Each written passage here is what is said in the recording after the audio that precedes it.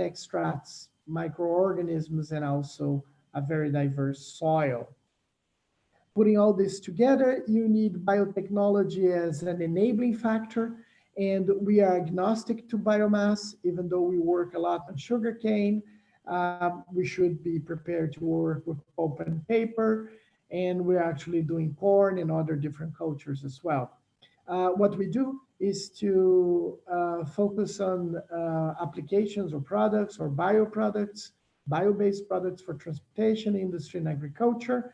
And we focus less on the molecules and much more on the platforms that are in between, industrial platforms of high relevance and microorganisms and industrial enzymes. And we let industry decide which molecules we should work on. This is based on three main pillars. On the left, I have the understanding of biological matter at atomic and molecular levels that allows us to precisely control biological systems that we then convert or use as a basis to develop technologies, mostly biochemical. And then at a later stage, we design and integrate those into processes at pilot plant scale. We also have a group that does techno-economic environmental assessments and life cycle analysis of technology and products, and is also capable of integrating production chains, feedstock, supply, and logistics, since we want to do a sustainable development. And because we are accredited with MBRAP, we have very flexible and agile mechanisms for partnerships and licensing. I'll show you some highlights so that you have a sense of what type of partnerships we can accomplish. This is interesting work we've done together with the International Energy Agency, which is an evaluation of life cycle analysis tools for biofuels. In this case, we're interested in greenhouse gas emissions. So we compared models from Canada, European Union, in the US, and obviously the Brazilian one, which is ours. And then we try to harmonize these models so that when we talk about greenhouse gas emissions, we actually speaking the same language and actually being transparent and getting to similar results. Another interesting project we've been tackling in the last 5 years, it was highlighted at COP25. It's a project sponsored by the Global Environment Facility, operated in Brazil with partnerships with the United Nations Development Program. The idea is to actually use residues from sugarcane so that we can replace diesel by a bioelectricity. And we've done this partnership with 20 other companies. And this was a 5-year project, quite successful as well. All the information is on our website. On the scientific side, we recently this year have discovered some new enzymes that we think has potential for biochemical platforms and has been highlighted in Nature News and Views. And we also do publications of impact with companies. So this is an example of a particular company in the US, one of the leaders in the market, and we were studying mechanisms of lignocellulosic degradation by cattle rumen microbiome for feed purposes. This is another recent results. On the y-axis, you see protein concentration, on the x-axis time, and you want this number to be high because this is a cellulosic cocktail for enzyme cocktail to convert biomass residues, in this case, sugarcane residues, into ethanol, second generation ethanol. VTT is a quite famous institution, held the world record until recently. And then you see the Brazilian results, which is a factor of 2 better. And this is not too far off of what the multinational companies are actually producing. Obviously, these values we don't know for sure, but it's in this ballpark. So you're saying you're getting there, but my answer is we already got there, because this was tailored for the Brazilian biomass. So it is indeed cost competitive because it's for on-site manufacturing. It has a particular approach in biotechnology that we use rational design. And interesting, we use a public strain, so everybody could have used it too. And we already tested for industrial conditions. We're now bringing this up to our semi-industrial scale, TRL6, and this facility also allows us to create partnerships with industries from different sectors. So you have major companies interested in biofuels. We also work with startups in bioprocessing.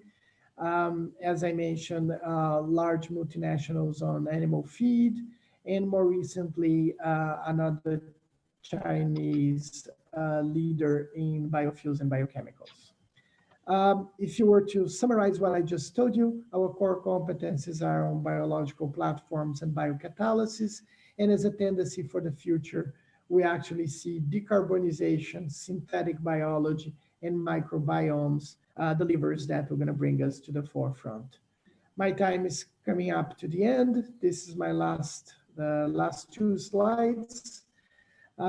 We are positioning ourselves to be at the frontier of biocatalysis internationally. We have at CNPEM cryo microscopes and synchrotron accelerators to allow us to understand and engineer biological systems. We also have quantum mechanics and dynamic molecular simulations to guide the developments for experimental validation later. And as I told you before, scaling up of processes.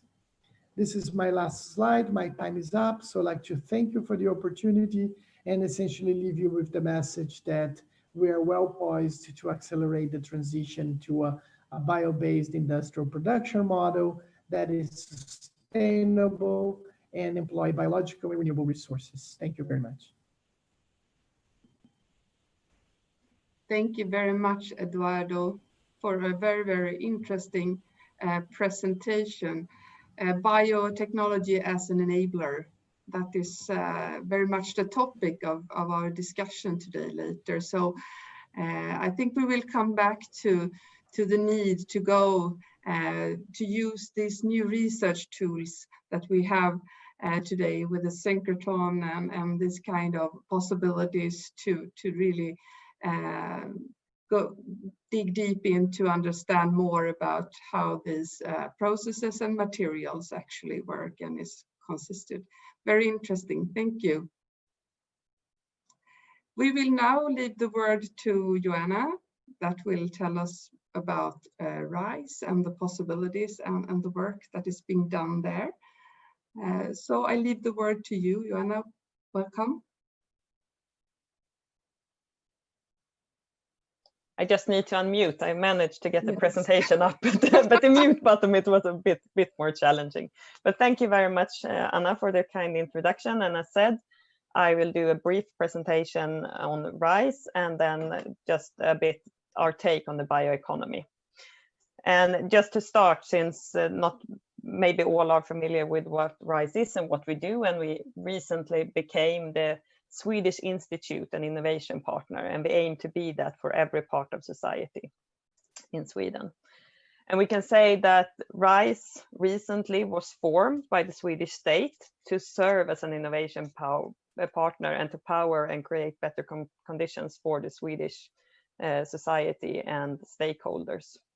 And we were formed out of a number of focused industry institutes previously, and now we are one state-owned research institute with more than 130 unique test beds that are in one organization.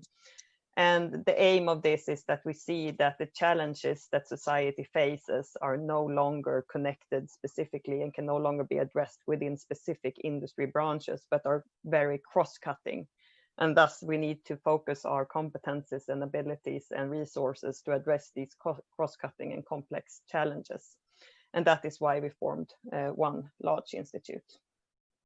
So the CEO of RISE, she says that RISE aims to be a part of the solution, to be some kind of catalyst in the development of new sustainable solutions, and to help the society with the transition towards a more sustainable future that is at the core of our research institute.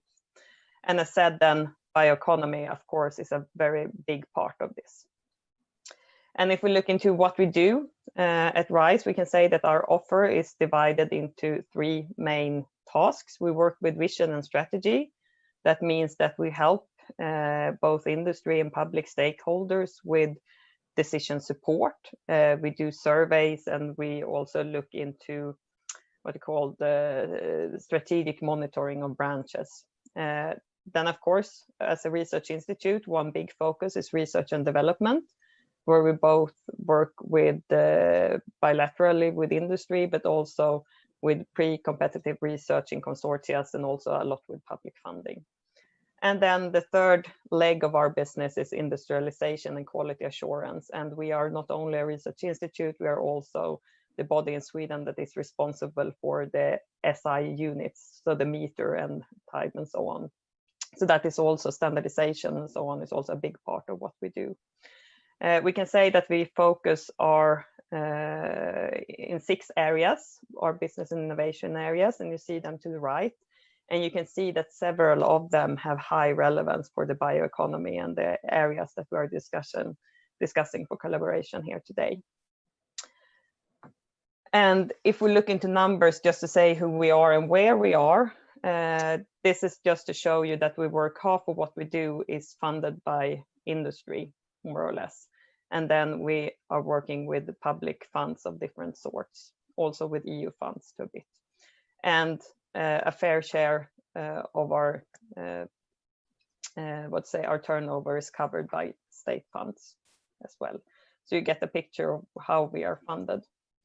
But if we look into the numbers, we can see that we are spread over 35 locations. We're 2,800 employees and 38% women. And here it said previous on the slides, 130 test beds. It's a moving target. 2019, which these numbers refer to, it was 126. But it's still quite a large number. And just to say that we consider those test beds and demonstration and environments really important and at the core of what we do. We aim to provide what we call a research infrastructure for the industry and also our public partners, where you can come and do your innovation journey and go off, and you can share the cost and the burden for these demonstration environments. So you can distribute that cost and the risk. So the aim for us to provide those test and demonstration environments, which range all the way from doing testing of, you can see here, heavy trucks, but we also have quite a lot of test beds that refer to biochemical processes for the bioeconomy, thermochemical processes for conversion of lignocellulosic residues and so on. So we work in fairly a broad scope of areas, but the aim of this is to be able to support with test and scale up of production as well as processes. And we do this both under strictly confidential assignments, but also in publicly funded projects which are open. And as said, you know this very well, why do we provide this? It's one target is, or one goal is to reduce the risk and also to shorten the time to introduction. And we got recently a big extra grant from the Swedish state to support, to develop and further develop and apply our test and demonstration environment in the bioeconomy area, specifically for biorefinery processes. So in the coming 2 years, we will have a strengthened effort to develop our test beds in the biorefinery area with support from the Swedish state. But if we look into the bioeconomy in the Nordic context, which is what we discussed today, as said, the bioeconomy is quite a big share of what we do and what we focus on if we look into how much of what we do could be applied for the transition to bioeconomy. In the Nordic context, we talk a lot about the bioeconomy relating to the industry sector. In Sweden, we have quite a broad number of heavy industrial sectors where we can see that they could benefit from a larger bioeconomy and the transition to a bioeconomy. And we can see that the argument for this is much more than just that it's carbon dioxide mitigation. It's also that we talk about security of supply and also the rural economic development of Sweden. You know, the conditions in Sweden, we have a lot of forest, we have a lot of agriculture, and we have a lot of land considering how few people we are. So that is our specific preconditions. And the bioeconomy, when we talk about it here in Sweden, it relates to a transition where we use biomass in new ways in a vast number of sectors to replace fossil sources. And for this aim, we need quite heavy investments, as you know, and then we need a test and demonstration and collaboration to get this going in a good manner. And we can say that for the industry sector and for the transport sector as well, to do this transition to a bioeconomy, we need the development of what we call biorefineries to transform biomass into utilities.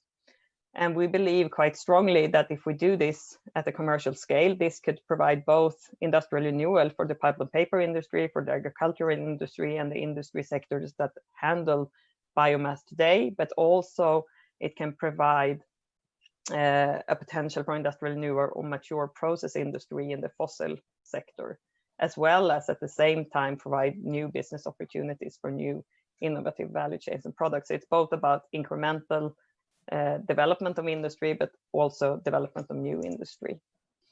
And I would also just like to highlight to say that collaboration in the bioeconomy between Sweden and Brazil, and in this specific area between rice and Brazilian partners supported by Vinnova, we have some examples of both really good ongoing projects. I have two up there on the list, where we look into how we could utilize kraft lignin and also lignin nanocellulosic hybrids in good ways. But we also have plans for further collaboration where we have come differently far of how we can get this realized. Just to say that we have this project and projects as the ideas ongoing, and I think they could be many, many more.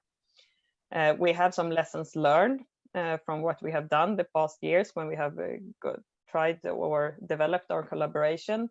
And we can say that we have invested time and effort in getting to know each other.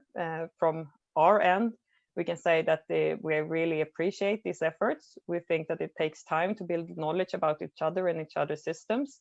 This opportunity is one of them. And it's also about building the hard and soft knowledge, what we do and how we work, how we can communicate. We can also see that we see lots of areas where we could collaborate better, but sometimes administrative issues and bureaucracy demand some innovative solutions that take time to go around and find a way how we can manage them. I just highlighted here some focus areas for us in Sweden in which we really would like to collaborate. We focus heavily on utilization of side and waste streams, lignocellulosic such, both from the pulp and paper industry, but also from agriculture. Decarbonization, as mentioned, water and sustainable water use.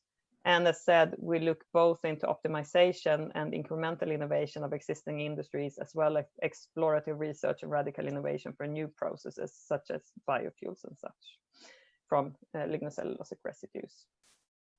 So that is all I aimed to say, and I look forward to a discussion on how we could collaborate further on these issues. Thank you. Thank you very much, Johanna, and I can clearly see that you and Eduardo has a lot to talk about. You are really mirroring each other in a good way. So let's come back to that during the discussions. Thank you very much. Thiago, now it's your turn, and I want to welcome you to give your presentation, and the floor is yours. Okay, thank you. I'll just share my screen. Yes.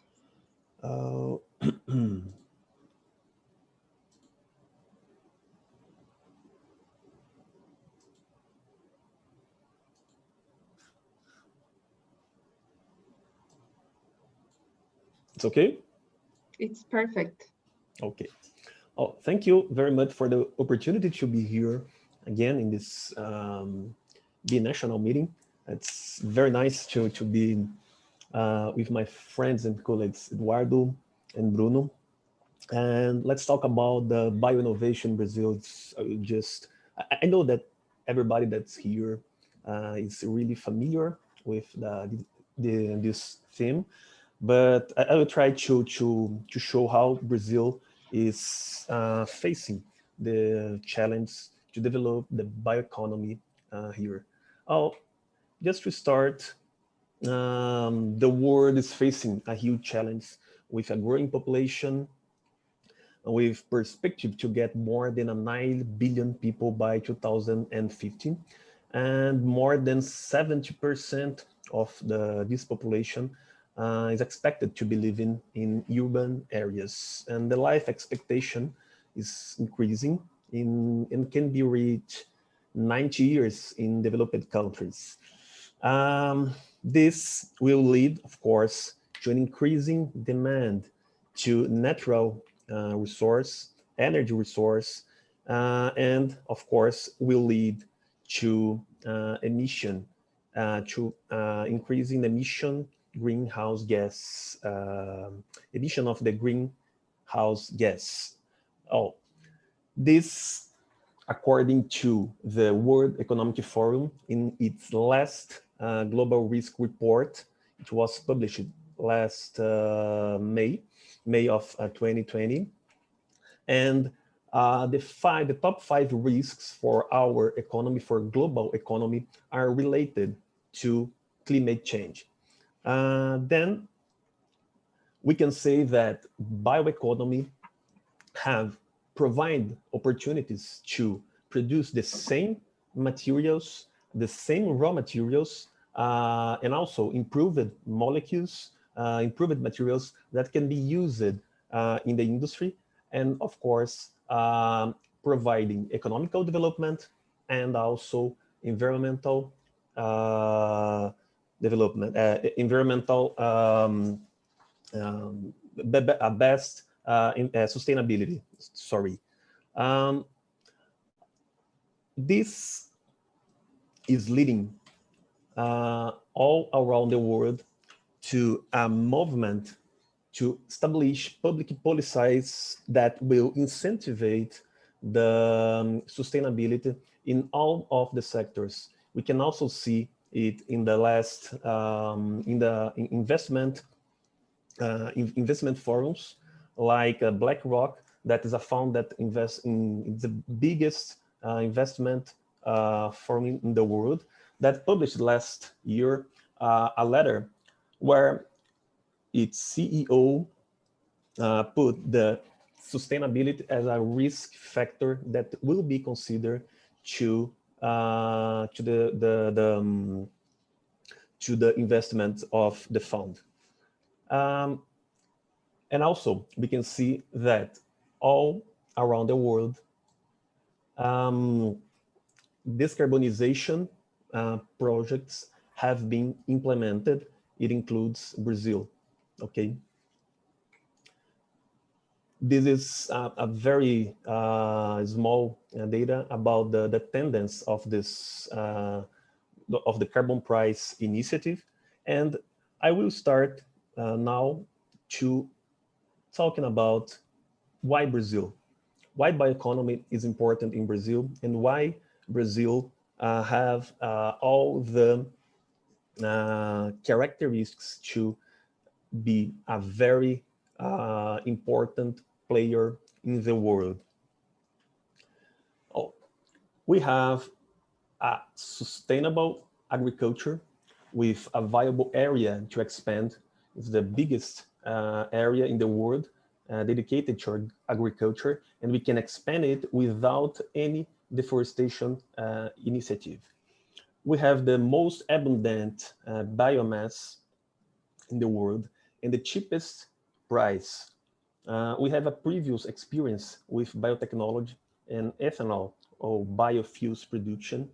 We have a very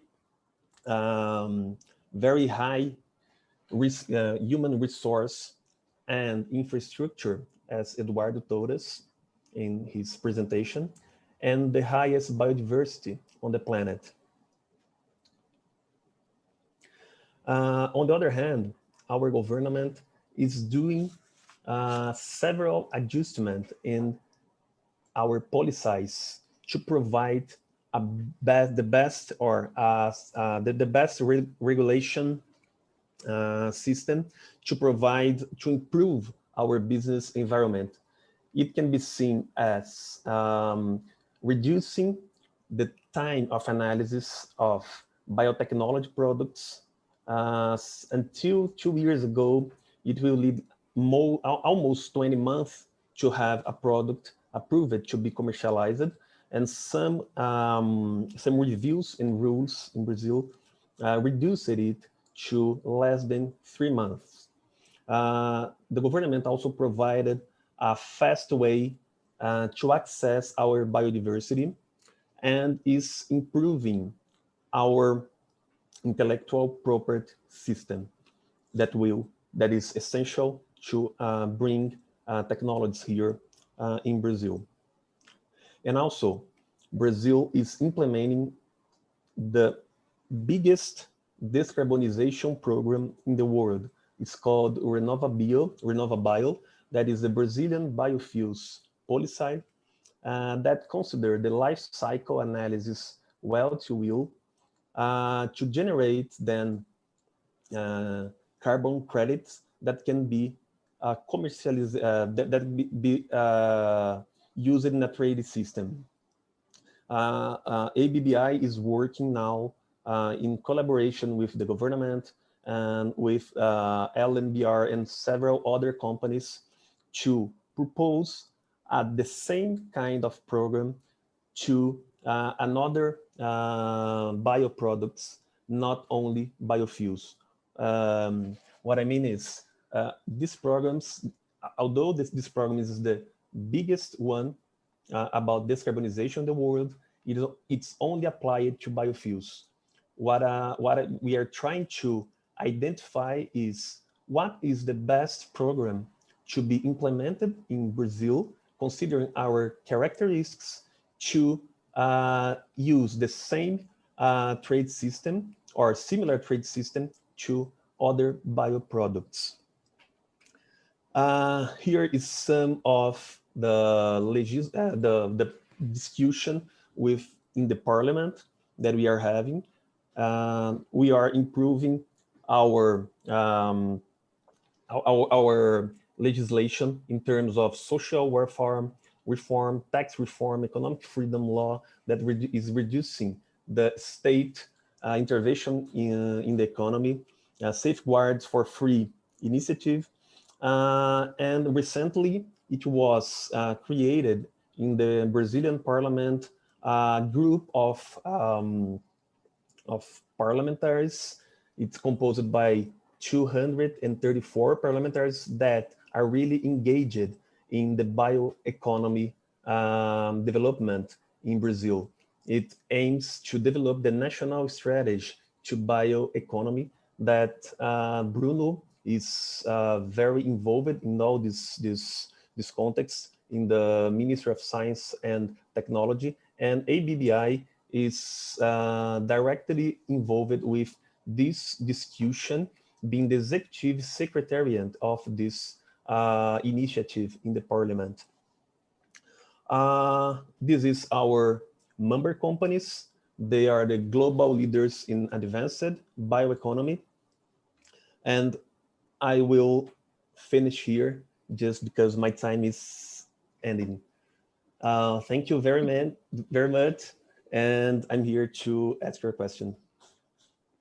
Thank you very much.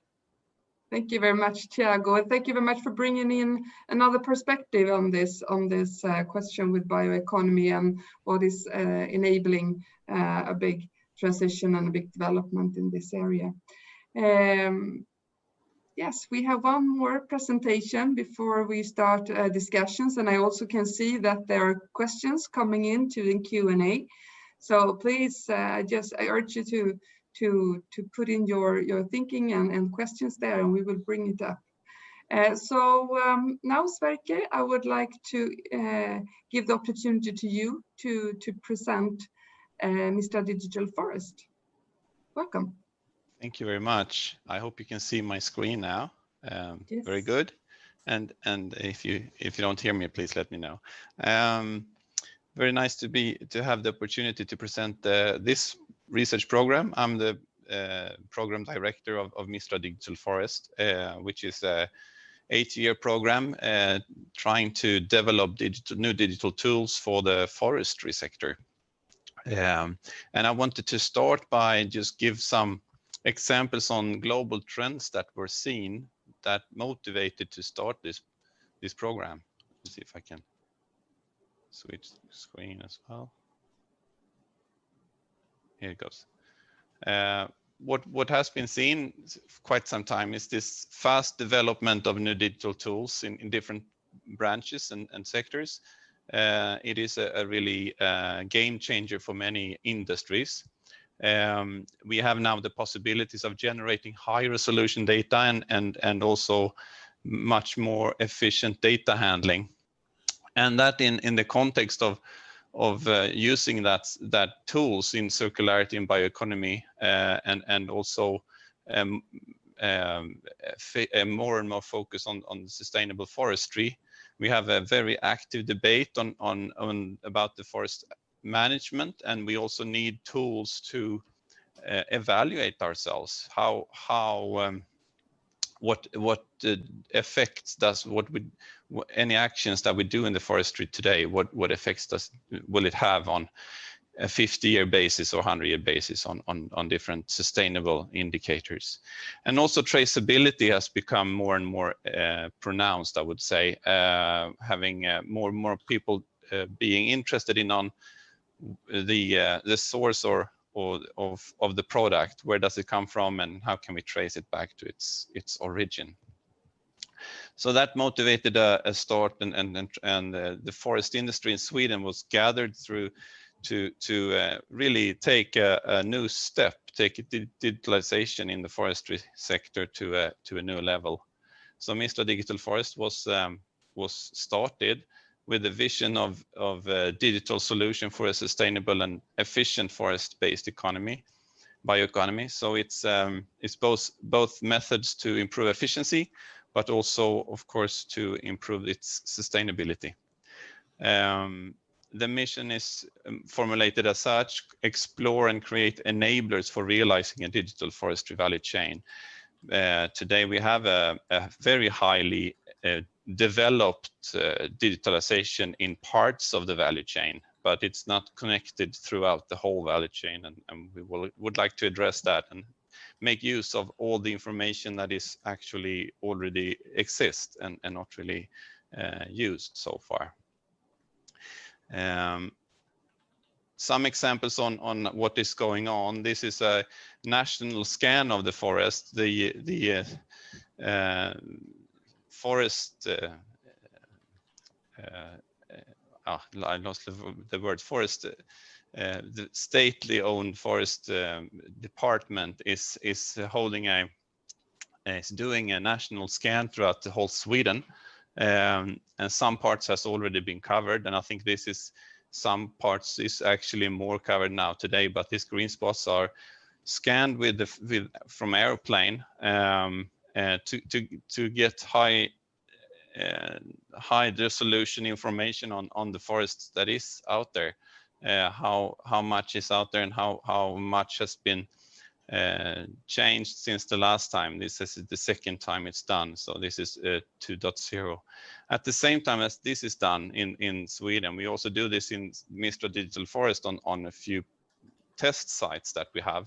So both in the south of Sweden we have 2 sites, and in the north of Sweden we have one and one in the middle. So these are representing totally different type of forests. And at the same time, we have also used SCA, which is part of the program, has also scanned its own production forest to mirror what is done national, because this is on a much higher resolution, and we can have evaluations on that data. What resolution is needed to draw what conclusions. This is how it looks when it's done. We have a machine and that it's laser scan with 2 different frequencies to get also individual trees, what species and volumes is out there. So this is to illustrate what can be achieved by laser scanning.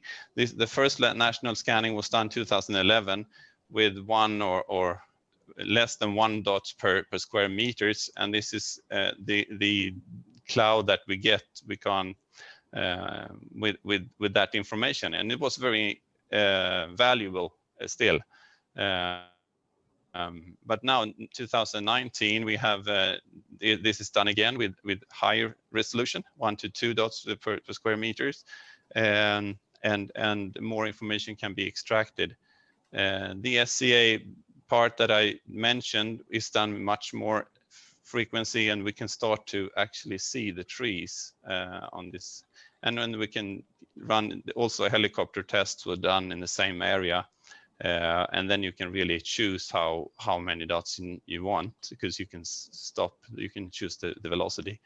And also, if you put it on a forest machine, a laser scan on a forest machine, or go through the forest, you can really get also information on the soil and exact what stem dimensions is out there and so on. So this is the type of data set that is available now for us in the program, and we try to we are using it in the research to study what type of information can be extracted and what predictions can be made for the future. Another part is more on efficient forestry and automation of forest machines. So this is more a visionary cartoon where the operator is sitting in a nice apartment somewhere, and no motions in the chair or risk of having damages on personal sites in the forest machine, but rather in a nice place where you can have social contact with others, and also maybe being in control with 2 or 3 of these type of machines that is going in the forest. So this is the vision that is we're working towards. We have all the data set, maybe from the laser scan and the models of the ground and so on one screen, and then the machine is choosing or deciding what trees to be cut, whereas the operator can go in and stop and so on. So that's really the vision for this. Just as an example, what has been done so far. This is hope it works now. It's always exciting to show, but there's no driver in it. It's a forest machine. The driver sits close, but in an office, controlling the machine from watching the screens. But there's also VR glasses. There are some cameras on the roof, so it's a very good place, so you can see a lot of details in the environment. Having this coming forward as remotely controlled. So next step would also be to have cameras on the crane, so you could actually control the crane and having the machine to choose what movements to make to approach specific trees and so on. So this is today it's not very fast, and it's just a test, but it gives an idea on how we work, and also looking at the machine is looking at what ways to go further. If it's obstacles or if it's objects such as persons in the way, then it's very important to have safety instructions to. Oh, sorry. Yes, so that's a few examples on what we develop. We also have a work on sustainability assessments, but also on biorefineries. We also question ourselves, what type of opportunities does this new set of data, new type of information give us in terms of the processes further down in the chain, so to speak. Based on forestry data, there are some available models to see what important properties for pulp manufacturing, for example. You can look at fiber lengths, fiber widths, and so on. And that has been evaluated, and there is a lot of data available from every harvester in Sweden that sends their data to Biometria in Sundsvall, middle of Sweden, and that can be used as a source to those type of prediction models. So a few points on that. It's now possible to model fiber properties from forestry data, and it's also available for real-time calculation. So now we are looking into the question, would it be possible to use the natural variation to improve process properties? There is a lot of natural variations, and sometimes we need to level them out to have a very stable flow of both products or process streams and its parameters, but sometimes you can maybe actually make use of the high levels of different parameters. Just to give an example on international collaborations, we have started last year this Mistra Digital Forest, but then the first international collaboration we have been able to perform is with Canada. They have some similar development, but I think the forestry is run in a rather different way, which makes different achievements here and there. So I think we have a good complement, and these two guys are from Uppsala in Sweden and Francis from Canada. This just also to show the annual report that is available on our website. To sum up, we are running R&D program. We provide data and knowledge to industry, and developing the digital tools towards efficiency and sustainability. And also, I think this point is coming more and more. We are evaluating new possibilities that high-resolution data brings for future biorefineries. So this is the partners, some universities, Sweden, and all the big forest companies, I would say, and the host is our forest industry. Thank you. Thank you very much, Sverker, for a nice presentation about the possibilities with digitalization. And I think that is also a very important enabler to bring into this discussion. So now I'd like all of the panelists to join in, and Eduardo, I'd like to see you as well. Great, thank you very much. So we will, I have some questions, and I'm also happy to see that there are some really good, interesting questions in the chat, so we will take them in as well. But I'd like to ask to you all slightly different questions, but all on the topic. If we have future cooperation in mind, and we have been discussing here, and you have told us very much interesting things regarding different enablers. I'd like to start with you, Eduardo.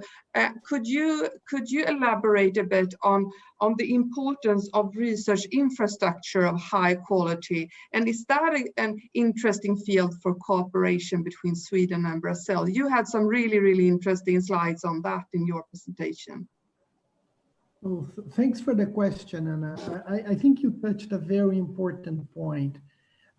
If you're trying to do, and I think Thiago brought this up in his presentation, he mentioned that there is an opportunity or an interest in trying to develop, not only doing a replacement of fossil fuel products, but actually developing new molecules or things of superior quality to what already exists in fossil-derived technologies. And to do that, there is no way out. You have to go deeper into the science, and having forefront infrastructure is very important. I think we need to think about this very carefully, because understanding the mechanisms of how biological systems work is fundamental. Because most of the developments will involve in some shape or form, systems engineering or biological engineering. And if you don't understand the mechanisms, either with simulations of sophisticated infrastructure, you can't get there. But if you just do that, you only publish papers, which are good. We love science, but you need to bring this to the next level. And I think that's what makes it unique when we discuss bioeconomy, at least with our partners here, either the ministry in Brazil and with the association that Thiago is president. We really think of bringing it up to the pilot plant scale to reduce risks, to share risks, and to accelerate the development to industry. I don't know if I answered what you wanted, or if you want me to go deeper into the science. I wasn't sure if I was addressing your question. No, I think it's just you're addressing my question perfectly. And I mean, by experience, we also know that to start collaboration on early research and basic research is often a very good starting point, even though, of course, that is also scaling up and demonstration that should be, yes, Yes. Can I just make a point since you brought this up? We have done some organizational change, some innovation in organization, actually, in our culture, in our lab. And my researchers, all of them, indistinctly, they think of the entire process. Yeah. They do not look only at CRISPR-Cas doing a genetic modification. When they're doing that, they're thinking that this is going to come to the market at some point.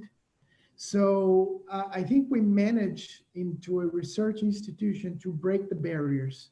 There are no divisions. Everybody works integrated. I think that helps considerably. Yeah, I can really see that. It's a good example. But I also know that that you are also cooperating already with Max 4 here in Sweden, and I think you know about the 4Max project where we are building a beamline for wood and wood-related bio-based materials. So that should be a great opportunity also for cooperation in this kind of areas, I guess, to exchange knowledge, and there's a lot of competence needed to really evaluate and understand what you see with these kind of instruments, right? Right. I can actually give you a good example. I mean, the people from the two synchrotrons, Max 4 and Sirius, are the next generation of synchrotrons in the world. Okay, they're very comparable, and we think that this type of machines, they allow us to do something very interesting in the realm of biocatalysis. Actually, we can understand intermediate configurations of or states of changes that this biocatalysis provide us. And I think this can be a breakthrough. So I think it's very exciting opportunity to have a partnership with Sweden. Yeah, good. And I just want to direct, yeah, please. Yes, I just want to highlight, because I think it's really interesting what you say, and I didn't highlight that in my presentation, because synthetic biology is not an area where we at RISE are, let's say, framed as strong today, but it is an area which we have pointed out as one area that we would like to develop with our base that we have in Örnsköldsvik and the innovation system we have there. So synthetic biology is one area that we have pointed out that we want to investigate. How can we strengthen this, our capabilities as RISE, and how can we strengthen this in collaboration also with Umeå University, which is very close to Örnsköldsvik and what we do there. So just to highlight that we are very open for discussions on how we could collaborate in this area, although it's not, let's say, it's not one of our flagships areas yet, but it's an area where we look into how we can develop based on the competences and skills and networks that we have in Sweden. Yeah. But Johanna, turning to you, I know you share the view with Eduardo that you need to be need-driven, and you need to understand that the industry and the industry needs and the market and the type of product that you want to put on the market.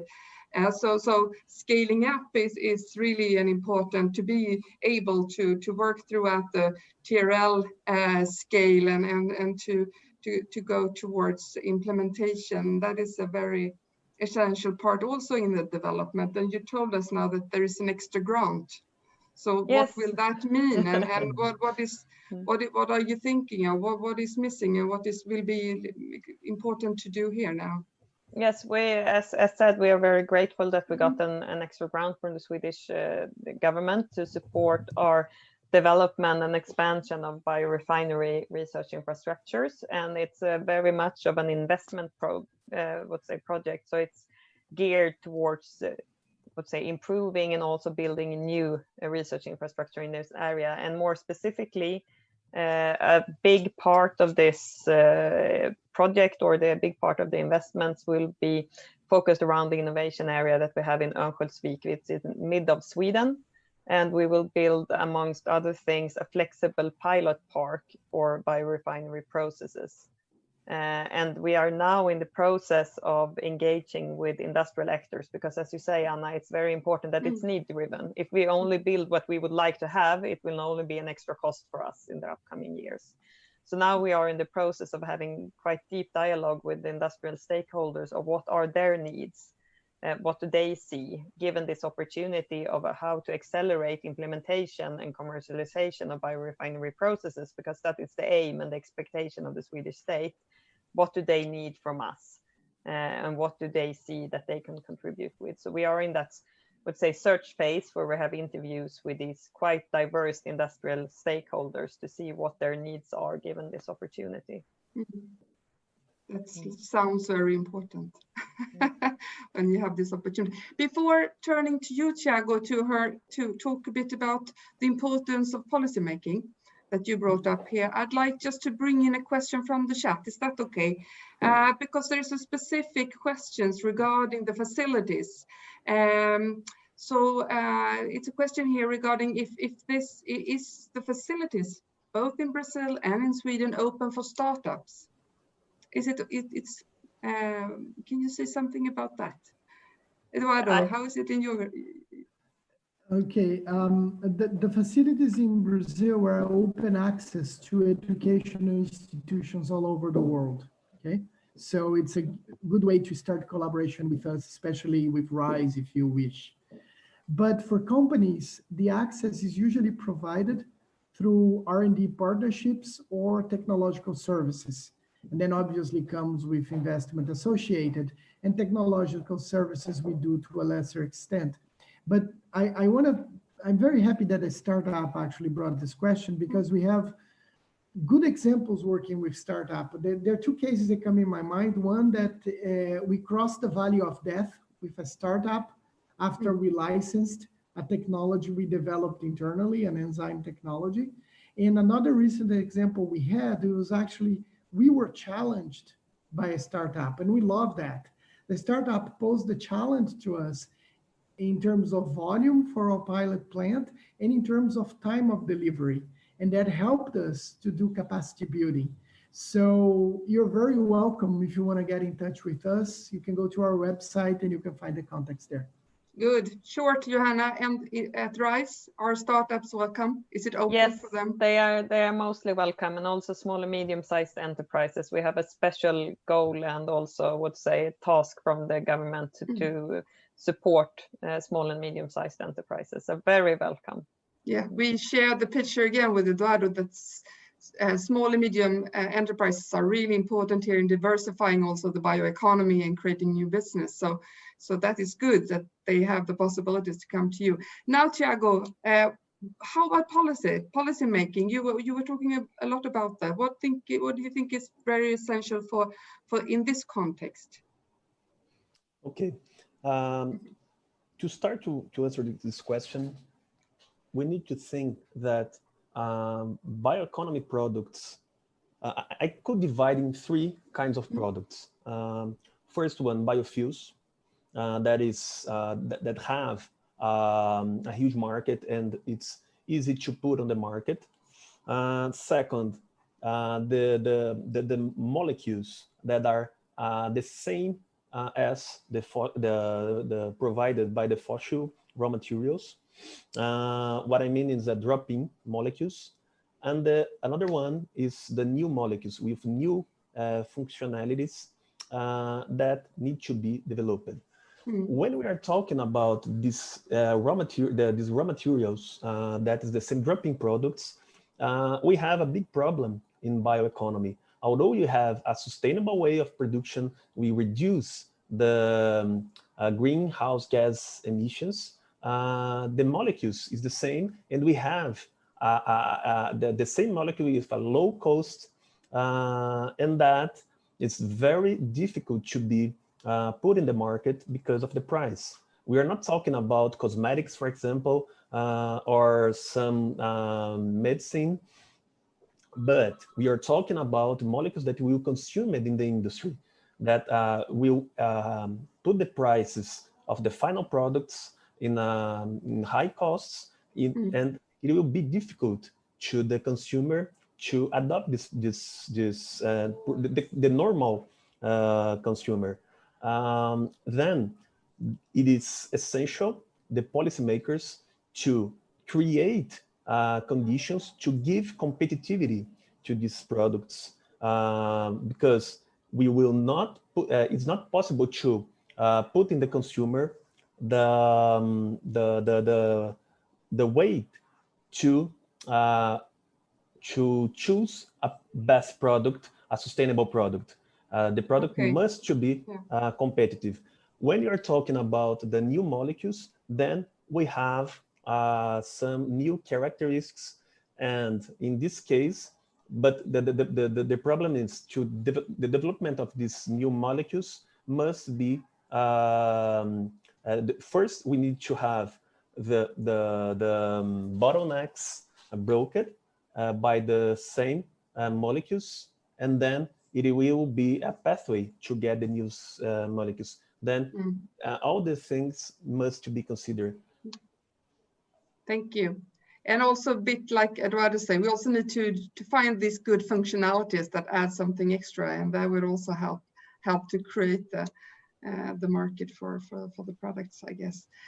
Finally, I'd like to turn to you, Sverker. You talked about digitalization, and perhaps also there would be some part with artificial intelligence in your work, and I think that is also an important enabler and an important perhaps basis for future cooperation. What do you think that can bring to this discussion?